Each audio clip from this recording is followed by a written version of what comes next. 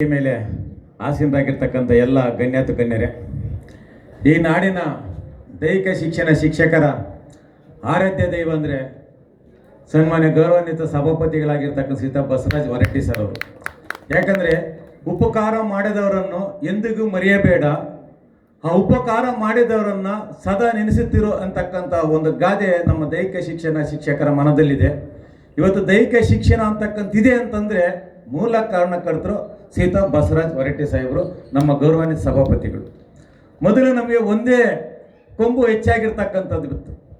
ಆದರೆ ತದನಂತರ ನಮ್ಮ ದೈಹಿಕ ಶಿಕ್ಷಣ ಶಿಕ್ಷಕರ ಬೆನ್ನೆಲುಬಾಗಿ ನಿಂತಕ್ಕಂಥ ಗಣ್ಯ ವ್ಯಕ್ತಿಗಳು ಮತ್ತೊಬ್ಬರು ಯಾರಂತಂದರೆ ಶ್ರೀತಾ UD ಖಾದರ್ ಸಾಹೇಬರು, ನನಗೆ ಸಭಾಧ್ಯಕ್ಷರು.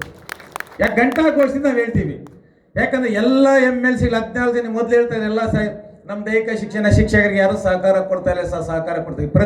ಪ್ರತಿಯೊಂದು ವಾಟ್ಸಪ್ಪಲ್ಲಿ ನೋಡ್ತೀರಿ. ನಮ್ಮ ಭೋಜೇಗೌಡ ಸರಿಂದ 14 ಜನ MLCಗಳು ಪಕ್ಷ ಭೇದವನ್ನು ಬರ್ತು ಇವತ್ತು ದೈಹಿಕ ಶಿಕ್ಷಣ ಶಿಕ್ಷಕರ ಸಮಸ್ಯೆಗಳ ಬಗ್ಗೆ 24x7 ರೀತಿಯಲ್ಲಿ ವಿಧಾನ ಪರಿಷತ್ತು, ವಿಧಾನಸಭೆ ಹೊರಗು ನಮ್ಮ ದೈಹಿಕ ಶಿಕ್ಷಣ ಶಿಕ್ಷಕರ ಅನುಕೂಲ ಮಾಡಬೇಕಂತ ನಿಟ್ಟಿನಲ್ಲಿ ಶ್ರಮಿಸಿದರ ಫಲನೇ ಇವತ್ತು ದೈಹಿಕ ಶಿಕ್ಷಣ ಶಿಕ್ಷಕರ ಕ್ರೀಡಾಕೂಟ ಜಾರಿಗೆ ತಂದಿರತಕ್ಕಂಥದ್ದು. ನಾವೆಲ್ಲರಿಗೂ ನಮ್ಮ ಎಲ್ಲ ವಿಧಾನ ಪರಿಷತ್ತಿನ ಸದಸ್ಯರು, ಭೋಜೇಗೌಡ ಸರ್ ಆಗಿರ್ಬೋದು, ನಮ್ಮ ಪುಟ್ಟಣ್ಣ ಸಾರು, YN ಸರ್, ಇವತ್ತು ಮಾಜಿ ಇರ್ಬೋದು, ಯಾಕಂದ್ರೆ ಕೆಲಸ ಮಾಡಿ ನೆನೆಸ್ಕೊಳ್ಳೇಬೇಕಾಗುತ್ತೆ. ಮತ್ತು ನಾಗೇಶ್ ಸರ್ ಅವರು ಮಿನಿಸ್ಟರ್ ಆಗಿರ್ತಕ್ಕಂಥವ್ರು, ನಮ್ಮ ಮಧು ಬಂಗಾರಪ್ಪ ಸರ್ ಅವರು, ತಂದೆಯಂತೆ ಮಗ ಅಂತಕ್ಕಂಥ ಏನು ಬಂಗಾರಪ್ಪ ಸರ್ ನಾಡಿನಲ್ಲಿ ತನ್ನದೇ ಆದ ಛಾಯೆಯನ್ನು ಮೂಡಿಸಿದ್ರು. ಅದೇ ರೀತಿ ನಮ್ಮ ಶಾಲಾ ಶಿಕ್ಷಣ ಸಚಿವರು ಮಧು ಬಂಗಾರಪ್ಪ ಸರ್ ಅವರು, ಅರುಣ್ ಶಾಪುರ್ ಸರ್ ಅವರು, ಮತ್ತು ನಮ್ಮ ಮರ್ತಿಪೇಗೌಡ ಸರ್, ಇವೆಲ್ಲ ಈಗಿರ್ತಕ್ಕಂಥ ಎಲ್ಲ MLC ಸುಬ್ರೂರ್ ಸರಿಂದ ಸೇರಿ ಎಲ್ಲ MLC ಒಕ್ಕರಲಿಂದ ದೈಹಿಕ ಶಿಕ್ಷಣ ಶಿಕ್ಷಕರಿಗೆ ಕ್ರೀಡಾಕೂಟದ ಅವಶ್ಯಕತೆ ಇದೆ, ಮಾಡಲೇಬೇಕು ಅಂತೇಳಿ ವಿಧಾನಸಭೆಯಲ್ಲಿ ಚರ್ಚೆ ಮಾಡಿದಾಗ ಇಬ್ಬರು ಮಹಾನ್ ವ್ಯಕ್ತಿಗಳ ಧ್ವನಿ ತೋರಿಸಿ ಒಂದು ಸಭೆ ಮಾಡಿದಾಗ ನಮ್ಮ ಇಲಾಖೆ ಅಧಿಕಾರಿಗಳು ಮತ್ತು ಸಚಿವರು ಇಬ್ಬರು ಸಾರ ಇಲ್ಲ, ದೈಹಿಕ ಶಿಕ್ಷಣ ನಿಜವಾದ ನ್ಯಾಯಯುತವಾದ ಬೇಡಿಕೆ ನಾವು ಸ್ಪಂದನೆ ಮಾಡ್ಬೇಕಂತಕ್ಕಂಥ ಹೇಳಿ 2 ವರ್ಷಗಳ ಹಿಂದೆ ದೈಹಿಕ ಶಿಕ್ಷಣ ಶಿಕ್ಷಕ ಕ್ರೀಡಾಕೂಟ ಇಲ್ಲ, ಇವ್ರು ಕ್ರೀಡಾಕೂಟ ಮಾಡ್ಬೇಕಂತೇಳಿ ಸರ್ಕಾರದ ಹಂತದಲ್ಲಿ ಅನುದಾನ ಅಂತಕ್ಕಂಥ ಬಿಡುಗಡೆ ಮಾಡಿ ಶ್ರಮಿಸಿ ಇವತ್ತು ನಮ್ಮನ್ನೆಲ್ಲರ ಮುಖದಲ್ಲಿ ಮಂದಹಾಸ ನೋಡೋದಕ್ಕೆ ಕಾರಣಕರ್ತರಂದ್ರೆ ಈ ಎಲ್ಲ ಮಹಾನ್ ವ್ಯಕ್ತಿಗಳು. ಅವರೆಲ್ಲರಿಗೂ ನನ್ನ ಹೃದಯಪೂರ್ವಕವಾಗಿ ಇಡೀ ರಾಜ್ಯದ ಸಮಸ್ತ ದೈಹಿಕ ಶಿಕ್ಷಣ ಶಿಕ್ಷಕರ ಪರವಾಗಿ ತುಂಬ ಹೃದಯ ಧನ್ಯವಾದಗಳನ್ನು ಸಲ್ಲಿಸ್ತಾ ಇದ್ದೇನೆ. ಇವತ್ತೆಲ್ಲ ಒಂದು ಕಡೆ ನಮಗೂ ನೋವಿದೆ. ಏನು ನೋವಿದೆ ಅಂದರೆ ಈ ವೇದಿಕೆಯಲ್ಲಿ ನಮ್ಮ ಶಿಕ್ಷಣ ಸಚಿವರು ಇರಬೇಕಾಗಿತ್ತು, ಯಾಕಂದ್ರೆ ಸಹಕಾರ ಕೊಟ್ಟಿರ್ತಕ್ಕಂಥದ್ದು, ಮತ್ತು ನಮ್ಮ ಸಭಾಪತಿಗಳು ಸರ್ ಇರಬೇಕಾಗಿತ್ತು ಅಂತಕ್ಕಂಥದ್ದು ಎಲ್ಲರ ಒಂದು ಆಸೆ ಇತ್ತು. ಈ ನಮ್ಮ ಭೋಜೇಗೌಡ ಸರ್ ಇದ್ದಾರೆ, ಸಭಾಧ್ಯಕ್ಷರಿದ್ದಾರೆ, ಮತ್ತು ನಮ್ಮ MLA ಸಾಹೇಬರು ಉಮಾನಾಥ ಕೋಟ್ಯಾನ್ ಸರ್ ಎಲ್ಲರೂ ಇದ್ದಾರೆ.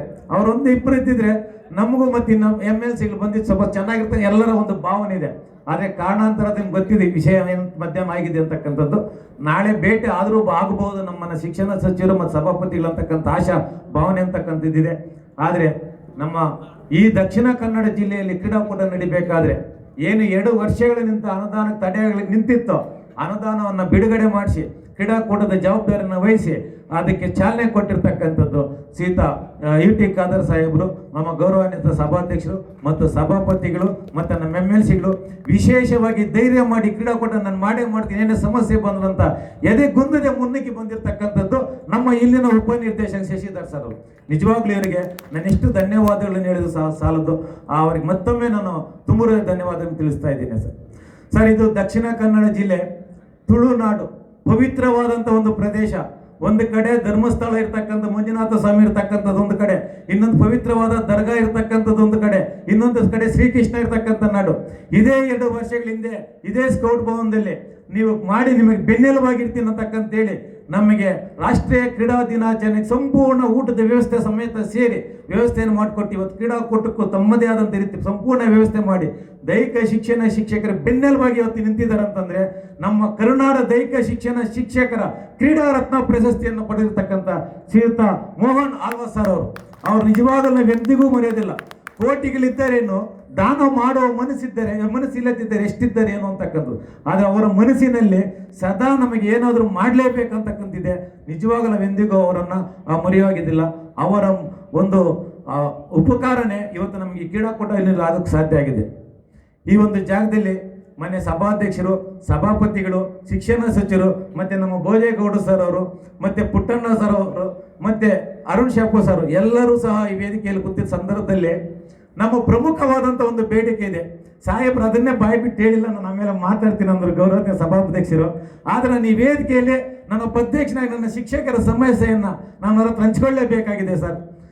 ಸುಮಾರು 17 ವರ್ಷ ಆಗಿದೆ ಸರ್. ಇದೇ ವೇದಿಕೆ ಇದರಲ್ಲಿ ಮಾನ್ಯ ಶಿಕ್ಷಣ ಸಚಿವರು ನನಗೆ ಸ್ವಲ್ಪ ದಿವಸ ಟೈಮ್ ಕೊಡಿ, ನಿಮ್ಮ ಬೇಡಿಕೆಯನ್ನು ಕೊಡ್ತೀನಿ ಅಂತಕ್ಕಂಥ ಮಾತನ್ನು ಕೊಟ್ಟಿದ್ರು ಇಲ್ಲಿ. ಅದೇ ಪ್ರಕಾರವಾಗಿ ನೀವು ಸಭಾಪತಿಗಳು ಸೇರಿ ಮಾನ್ಯ ಶಿಕ್ಷಣ ಸಚಿವರು ಸಭೆ ಅಂತಕ್ಕಂಥದ್ದು ಸೆಪ್ಟೆಂಬರ್ 20ನೇ ತಾರೀಕು ವಿಧಾನಸಭೆ ಸೌಧದಲ್ಲಿ ಸಭೆ ಅಂತಕ್ಕಂಥದ್ದಾಯಿತು. ಸಭೆಯಲ್ಲಿ ಮಾನ್ಯ ಆಯುಕ್ತರು ಎಲ್ಲರೂ ಸಹ ಮಾತಾಡಿದ ಸಂದರ್ಭದಲ್ಲಿ ತಾವು ಸ್ಪಷ್ಟೀಕರಣ ಕೊಟ್ಟಾಗ ದೈಹಿಕ ಶಿಕ್ಷಣ ಶಿಕ್ಷಕರ ಬೇಡಿಕೆ ಇದು ಈಗಾಗಲೇ ಕ್ಯಾಬಿನೆಟ್ ಆಗಿದೆ, ಎಲ್ಲ ಆದೇಶ ಮಾಡಲೇಬೇಕಂತ ಒಂದು ಸಂದರ್ಭದಲ್ಲಿ ಮಾನ್ಯ ಶಿಕ್ಷಣ ಸಚಿವರು 15 ದಿವಸಗಳ ಕಾಲ ಸಮಯಾವಕಾಶ ತಗೊಂಡು ಮಾನ್ಯ ಆಯುಕ್ತರಿಗೆ ಮತ್ತು ಪ್ರಧಾನ ಕಾರ್ಯದರ್ಶಿ ಇದರ ಒಂದು ಸಿದ್ಧಪ್ರತಿಯನ್ನು ಸಿದ್ಧ ಮಾಡಿಸ್ಕೊಂಡು ಬನ್ನಿ, ನಿಮ್ಗೆ ಯಾಕಂತ ಹೇಳಿದಾಗ ತಾವೇ ನಿಗದಿಪಡಿಸಿ ಸರ್, ಟೈಮ್ ಕೊಡೋಕ್ಕಾಗೋದಿಲ್ಲ, ಸಮಯನ ಬಹಳ ಬೇಗ ಮಾಡ್ಬೇಕಂತ ಸಂದರ್ಭದಲ್ಲಿ 15 ದಿವಸ ಕಾಲ ಕೊಟ್ಟರು. ಕಾರಣ ಅಂತ ಸರ್ ಅದಕ್ಕೆ ಮೊನ್ನೆ ಆಯುಕ್ತರು ಮತ್ತು ಪ್ರಧಾನ ಕಾರ್ಯದರ್ಶಿಗಳು ಬದಲಾವಣೆ ಆಗಿದ್ದು ಈಗ ಸುಮಾರು 1 ವರ್ಷ ಆಗಿದೆ. ಅದ್ರ ಮಧ್ಯದಲ್ಲಿ ತಾವು ಸುಮಾರು ಸತಿ ಪತ್ರವನ್ನು ಹಾಕಿದ್ರೆ, ದೂರವಾಣಿ ಕರೆಯಲು ಸಹ ಮಾತಾಡಿದ್ರ.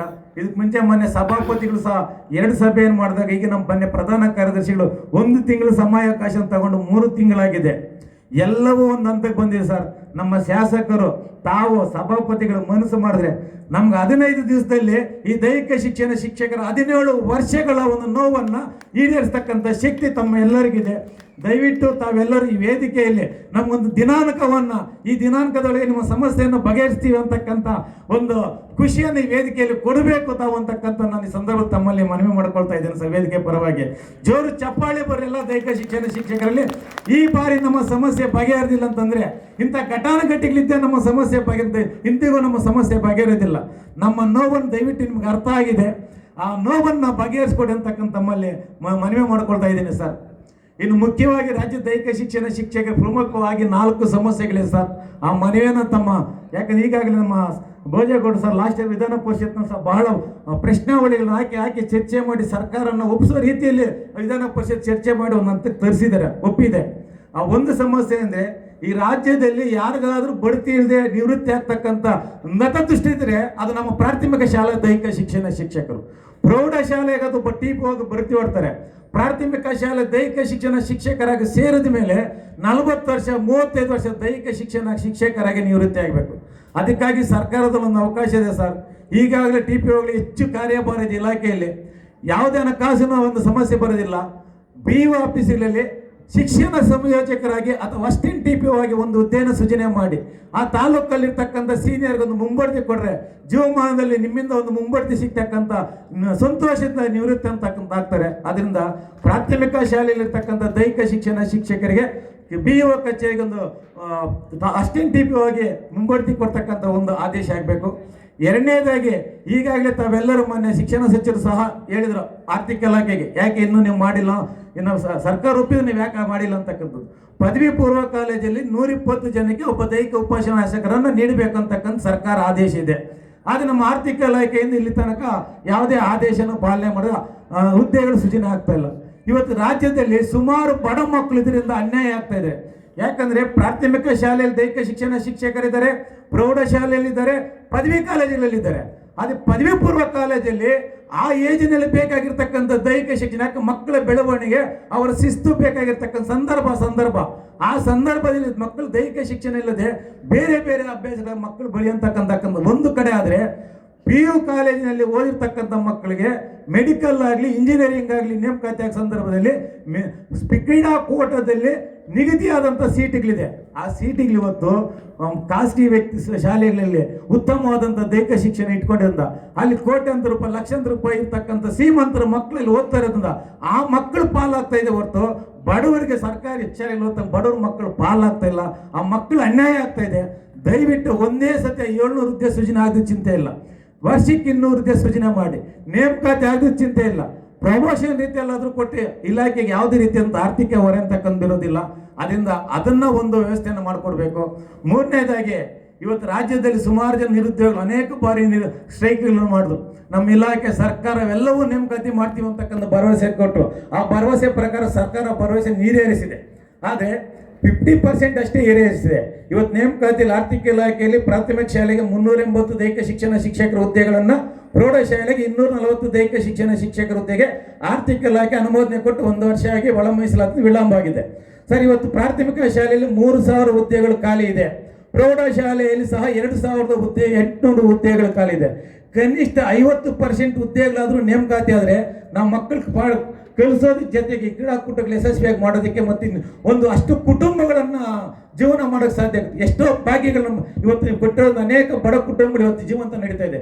ಇದೊಂದು ಭಾಗ್ಯವನ್ನು ತಮ್ಮ ಸರ್ಕಾರದಿಂದ ಕೊಡ್ತಕ್ಕಂಥ ರೀತಿ ಮಾಡಿಕೊಡ್ಬೇಕಂತಕ್ಕಂಥದ್ದು ಮನವಿಯನ್ನು ಮಾಡ್ತಾ, ವಿಶೇಷವಾಗಿ ದೈಹಿಕ ಶಿಕ್ಷಣ ವಿಭಾಗದಲ್ಲಿ ಅನೇಕ ಕ್ರೀಡಾಪಟು ಯೋಗ ಇದೆ, ಕ್ರೀಡೆಗಳಿದೆ, ಮತ್ತೆ ಕಿಟ್ ಇಂಡಿಯಾ ಇದೆ, ಫಿಟ್ ಇಂಡಿಯಾ ಇದೆ, ಸುಮಾರು ಯೋಗ ರಾಷ್ಟ್ರೀಯ ಎಲ್ಲವೂ ಇದೆ. ಇದರಲ್ಲಿ ಸುಮಾರು ಇದನ್ನು ನಿರ್ವಹಿಸಬೇಕಾದ್ರೆ ತುಂಬ ಕಷ್ಟ. ಅದಕ್ಕೆ ಈಗಾಗಲೇ ಸುಮಾರು ಇಲಾಖೆಗಳ ನಿರ್ದೇಶನಾಲಯ ಇದೆ. ಪ್ರೊಫೆಸರ್ ವೈದ್ಯನಾಥನ್ ವರದಿಯಲ್ಲಿ ಸಹ ದೈಹಿಕ ಶಿಕ್ಷಣ ಶಿಕ್ಷಕರ ನಿರ್ದೇಶನಾಲಯನ ಸ್ಥಾಪನೆ ಮಾಡಬೇಕಂತಕ್ಕಂತಿದೆ. ಸರ್ಕಾರ ಒಪ್ಪಿದೆ.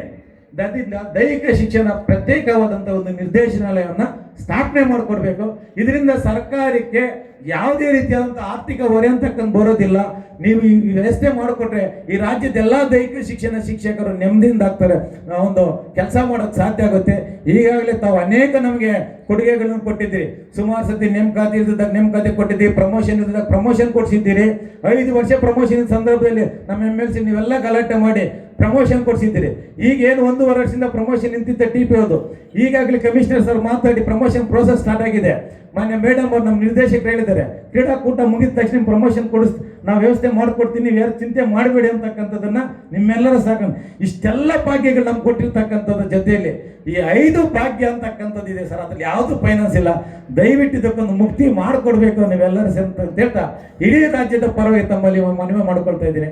ವಿಶೇಷ ವಿವಿಧ ಜಿಲ್ಲೆಗಳನ್ನು ಆಗಿರ್ತಕ್ಕಂಥ ಒಂದು ಹಬ್ಬದ ರೀತಿಯಲ್ಲಿ ಕ್ರೀಡಾಕೂಟವನ್ನು ಸಂಘಟನೆ ಮಾಡಿರ್ತಕ್ಕಂಥ ನನ್ನೆಲ್ಲ ಜಿಲ್ಲಾ ಸಂಘದ ಪದಾಧಿಕಾರಿಗಳು, ಎಲ್ಲ ಜಿಲ್ಲೆಗಳ ಅಧ್ಯಕ್ಷರಿಗೂ ಆ ಸಹಕಾರ ಕೊಟ್ಟಿರ್ತಕ್ಕಂಥ ನಮ್ಮ ಏನು ದಾನಿಗಳಿದ್ದಾರೆ, ಕೊಡುಗೆ ದಾನಿಗಳು, ವಿಶೇಷವಾಗಿ ಕಲರ್ ಟಿ ಶರ್ಟ್ ಹಾಕೊಂಡಿರ್ಬೇಕಾದ ದಾನಿಗಳು ಕೊಡುಗೆನೆ, ಆ ದಾನಿಗಳು ಸಾಕಂತ ಯಶಸ್ವಿಯಾಗಿದೆ. ನಿಮ್ಮೆಲ್ಲರಿಗೂ ಧನ್ಯವಾದವನ್ನು ತಿಳಿಸ್ತಾ ಈಗ ನಮ್ಮ ಸಭಾಧ್ಯಕ್ಷರು ಮಾತಂದ್ರು, ಮುಂದಿನ ದಿನಗಳಲ್ಲಿ ಇನ್ನೂ ಚೆನ್ನಾಗಿ ಮಾಡೋಣ ಅಂತಕ್ಕಂಥದ್ದನ್ನು. ಖಂಡಿತ ಸರ್, ನಮ್ಗೆ ಇಲಾಖೆಯಿಂದ ರಾಜ್ಯ ಮಟ್ಟಕ್ಕೆ 25 ಲಕ್ಷ ಬರ್ತಾ ಇದೆ ಸರ್. ಸರ್ಕಾರಿ ನೌಕರರು ಕ್ರೀಡಾಕೂಟ 1.5 ಕೋಟಿ ಬರ್ತಾ ಇದೆ ಸರ್ ದುಡ್ಡು. ನಮಗೆ ಜಾಸ್ತಿ ಕೇಳಲ್ಲ ಸರ್. ನಮ್ಮ ಶಾಲಾ ಶಿಕ್ಷಣ ಇಲಾಖೆ ಇದೊಂದು ಮಿಕ್ಸ್ ಮಾಡೋ ಬದಲಾಗಿ ಯುವ ಸಬಲೀಕರಣ ಮತ್ತು ಕ್ರೀಡಾ ಇಲಾಖೆ ಕ್ರೀಡಾಕೂಟಗಳಿಗೆ ಕೋಟ್ಯಾಂತರ ರೂಪಾಯಿ ಹಣವನ್ನು ಸರ್ಕಾರ ಬಿಡುಗಡೆ ಮಾಡ್ತಾ ಇದೆ. ತಾವು ಮಾನ್ಯ ಆಯುಕ್ತರಿಗೆ ಅಥವಾ ಪ್ರಧಾನ ಕಾರ್ಯದರ್ಶಿಗೆ ಒಂದು ಮನವಿ ಮಾಡಿ, ಮುಂದಿನ ಸಾಲಿನಿಂದ ದೈಹಿಕ ಶಿಕ್ಷಣ ಶಿಕ್ಷಕರ ಕ್ರೀಡಾಕೂಟಕ್ಕೆ 1 ಕೋಟಿ ರೂಪಾಯಿಯನ್ನ ಬಿಡುಗಡೆ ಮಾಡೋ ವ್ಯವಸ್ಥೆ ಆದ್ರೆ ಎಲ್ಲ ಟೀಚರ್ಸ್ ನಾವು ಸರ್ಕಾರಿ ನೌಕರರ ಥರನೇ ಟ್ರ್ಯಾಕ್ ಶಿಫ್ಟ್ ಹಾಕೊಂಡು ಖುಷಿಯಿಂದ ಇರ್ತೀರಿ. ದಯವಿಟ್ಟು ನಮ್ಮ ಶಾಸಕರು ಭೋಜೇಗೌಡ ಸರ್ ಅವರು ಮತ್ತೆ ನಮ್ಮ ಸಭಾಪತಿಗಳು ಮೋಹನ್ ಅಲ್ವಾ ಸರ್ ಮತ್ತು ನಮ್ಮ MLA ಸಾಹೇಬ, ಯಾಕಂದ್ರೆ ನಮ್ಮ ವಿಧಾನ ಪರಿಷತ್ತಲ್ಲಿ ನಮ್ಮ ಶಕ್ತಿ ಇದ್ದಾರೆ ಸರ್, ವಿಧಾನಸಭೆಯಲ್ಲಿ ತಾವು ಮಾತಾಡಿ ನಮ್ಗೆ ಅನುಕೂಲ ಮಾಡ್ಕೊಡ್ಬೇಕಂತ ತಮ್ಮಲ್ಲಿ ಮನವಿ ಮಾಡ್ಕೊಡ್ತಾ ಈ ವೇದಿಕೆಯಲ್ಲಿ ಖಂಡಿತ, ಯಾಕಂದ್ರೆ ಇದು ಪವಿತ್ರವಾದಂಥ ನಾಡು.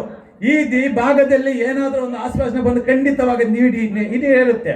ಕ್ರೀಡಾಕೂಟ ಮಾಡಿಸ್ತೀವಿ ಅಂತ ಹೇಳಿ ಇವತ್ತು ಮಾಡಿದ ಇದೇ ಜಾಗದಲ್ಲಿ ಅದೇ ರೀತಿ ಆಗ್ಬೇಕು ಅಂತಕ್ಕಂಥದ್ದನ್ನ ಮನವಿ ಮಾಡ್ತಾ ನಾನು ಹೆಚ್ಚು ಸಮಯ ತಗೊಂಡಿದ್ದೀನಿ. ದಯವಿಟ್ಟು ಇದು ನನಗಾಗಲ್ಲ, ನನ್ನ ವೃತ್ತಿಗಾಗಿ ನನ್ನ ಮಾತಿನಲ್ಲಿ ತಪ್ಪಿದೆ ಕ್ಷಮೆ ಇರ್ಬೇಕಂತ ಕೇಳ್ತಾ ದಯವಿಟ್ಟು ಇದಕ್ಕೊಂದು ಮುಕ್ತಿ ಮಾಡಿಕೊಡ್ಬೇಕು. ಯಾಕಂದ್ರೆ 17 ವರ್ಷ ಹೇಳ್ತಿರ್ತಕ್ಕಂಥ ಮತ್ತೆ ಹೇಳ್ಕೊಂಡು ಹೋಗ್ತಕ್ಕಂಥದ್ದು ಎಷ್ಟೋ ಜನ ನಿವೃತ್ತಿಯಾಗಿ ಇವಾಗ ಸುಮಾರು ಜನ ನಿವೃತ್ತಿಯಾಗಿ ಶಿಕ್ಷಕರು ಬಂದಿದೆ ಸರ್. ಕ್ರೀಡಾಕೂಟ ನಮ್ದು ನೋಡ್ಬೇಕಂತ ಲಾಸ್ಟ್ ಇಯರ್ ಆಗಿದ್ರು, ಪಾಪ ಅವರು ಭಾಗವಹಿಸ್ತಾ ಇದ್ರು. ಇದರಿಂದ ಕೊಂದನೆ ಆಗ್ಬಾರ್ದಕ್ಕಂತ ಹೇಳ್ತಾ ನಿಮ್ಮೆಲ್ಲರಿಗೂ ಒಂದು ಸ್ಥಾನ ಮಾತಾಡಿ ಮುಗಿಸ್ತಾ ಇದ್ದೀನಿ. ಜೈ ಹಿಂದ್, ಜೈ ಕರ್ನಾಟಕ.